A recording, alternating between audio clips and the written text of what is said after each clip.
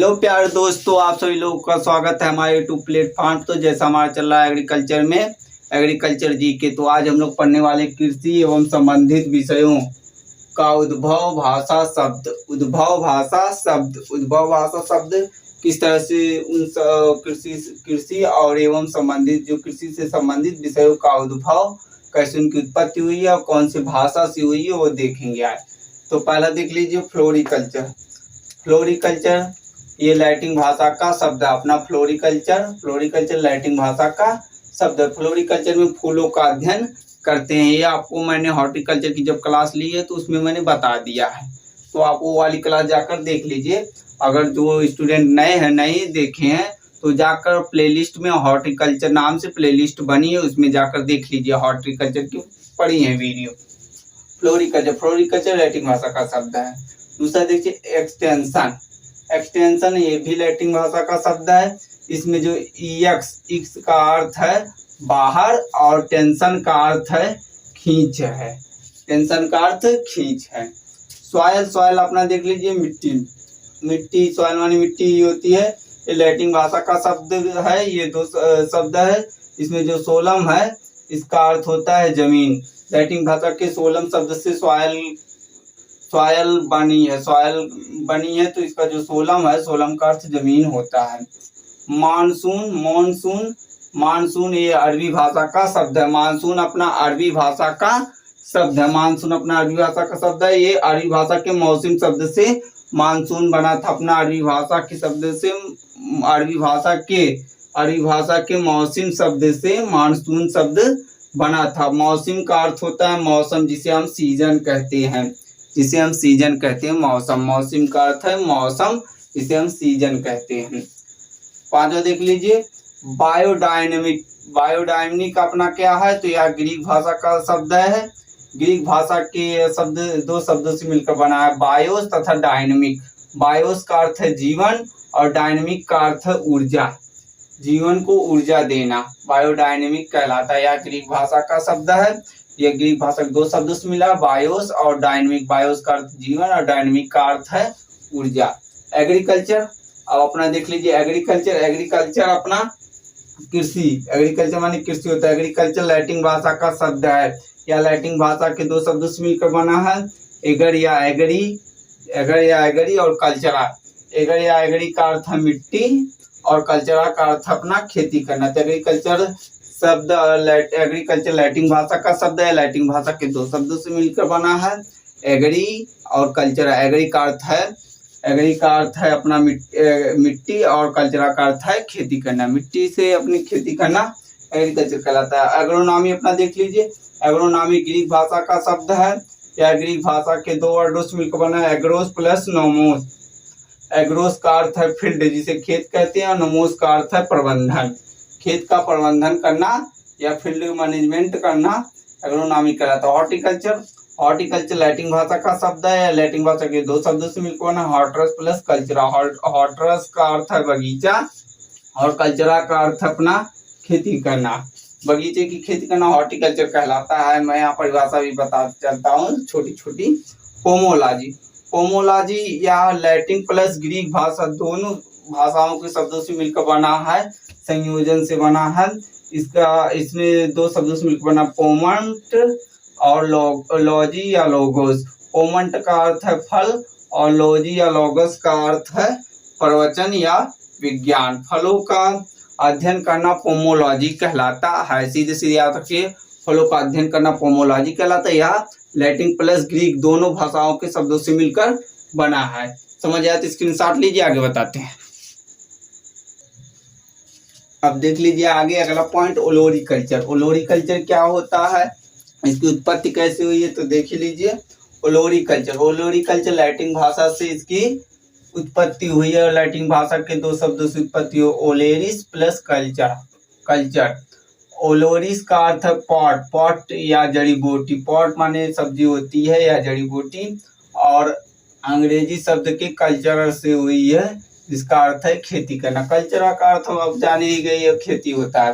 तो सब्जियों की खेती का अध्ययन करना ओलोरिकल्चर कहलाता है। ओलोरिस कल्चर, ये जो पॉट माने सब्जी भी होती है, इसमें थोड़ी जड़ी बूटी लिख दिया गया है। जड़ी बूटियां भी थोड़ी, सब्जियों को जो सब्जी जड़ी बूटी नहीं होती सब्जी से फायदा, उसको कहते हैं।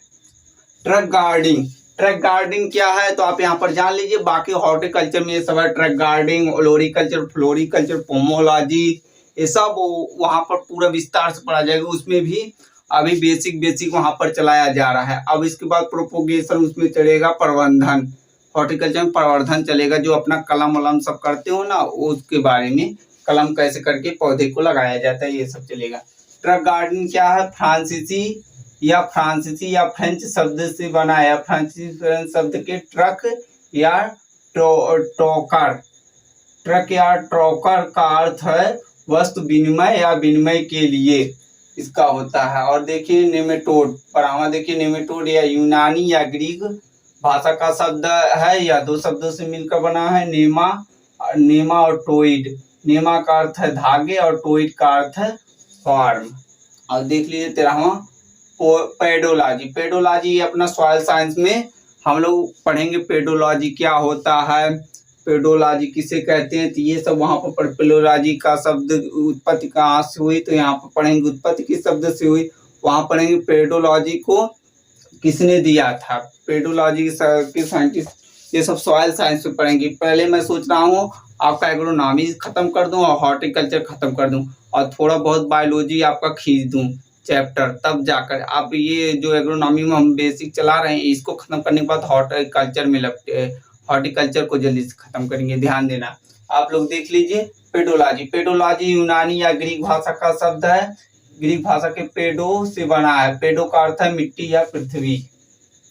एंजाइम क्या है, अब देखिए 14 एंजाइम क्या है, तो एंजाइम अपना यूनानी शब्द है, यूनानी भाषा का शब्द है, तो ईयन का अर्थ में और जाइम के अर्थ को विक्षोभ रहने वाले हैं, विक्षोभ रहने वाले हैं। सेल कोशिका जिसे कहते हैं, कोशिका लैटिन भाषा का शब्द है, लैटिन भाषा के सेलुला शब्द से बनी है सेल।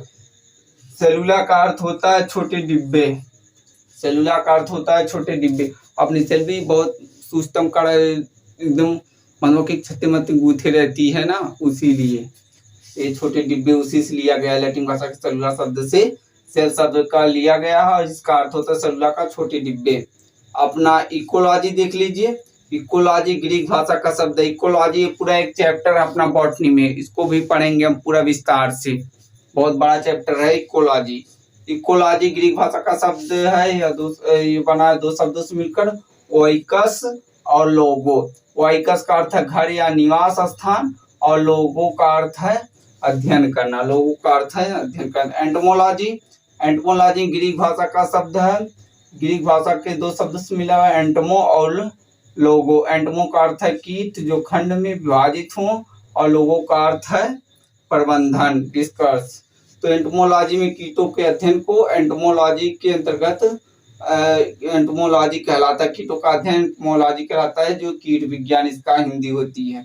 आर्थ्रोपोडा, आर्थ्रोपोडा या ग्रीक भाषा का शब्द है, या दो शब्दों से ग्रीक भाषा की बना, ऑर्थस प्लस पोडस। ऑर्थस का अर्थ है खंडित और पोडस का अर्थ है पैर, जिनके पैर खंडों में विभाजित हों वो आर्थ्रोपोडा कहलाते हैं, वो आर्थ्रोपोडा के अंतर्गत जीव आती हैं। आर्थ्रोपोडा हम जूलॉजी में पढ़ेंगे, स्क्रीनशॉट लीजिए, इसके आगे फिर बताते हैं।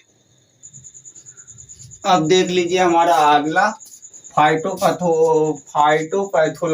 फाइटोपैथोलॉजी अपना यह ग्रीक भाषा का शब्द है, या दो शब्दों से मिला, कई शब्दों से, तीन शब्दों से मिलकर बना। फाइटोन जिसका अर्थ होता है पादप, और फाइथोस जिसका अर्थ होता है बीमारियों, और लोगोस का अर्थ होता है ज्ञान। तो पादप बीमारियों का ज्ञान फाइटोपैथोलॉजी कहलाता है। फंगिसाइड क्या है, तो लैटिन भाषा का शब्द है जो कवक से मिलकर बना। कवक का अर्थ होता है कवक, और कैडो का अर्थ होता है मारने के लिए, कवक को मारने के लिए फंगिसाइड का प्रयोग किया जाता है।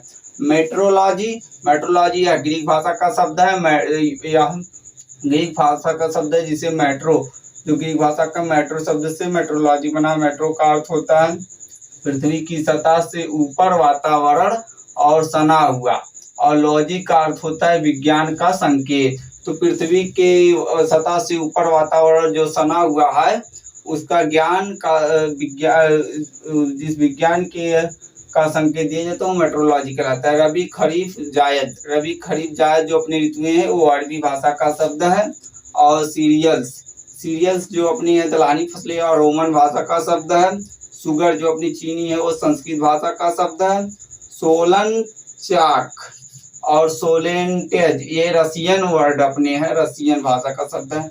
ईयल नैनो और मेज फ्रॉम मेज, मेज माने मक्का होता है, स्पेनिश भाषा का शब्द है, यह इम्पोर्टेंट है। समझ आया तो स्क्रीनशॉट लीजिए। तो आज की क्लास यहीं पर समाप्त तो होती है। आपको क्लास कैसी लगी कमेंट सेक्शन के माध्यम से बताइए और वीडियो को लाइक कीजिए, शेयर कीजिए, चैनल को सब्सक्राइब कीजिए। धन्यवाद।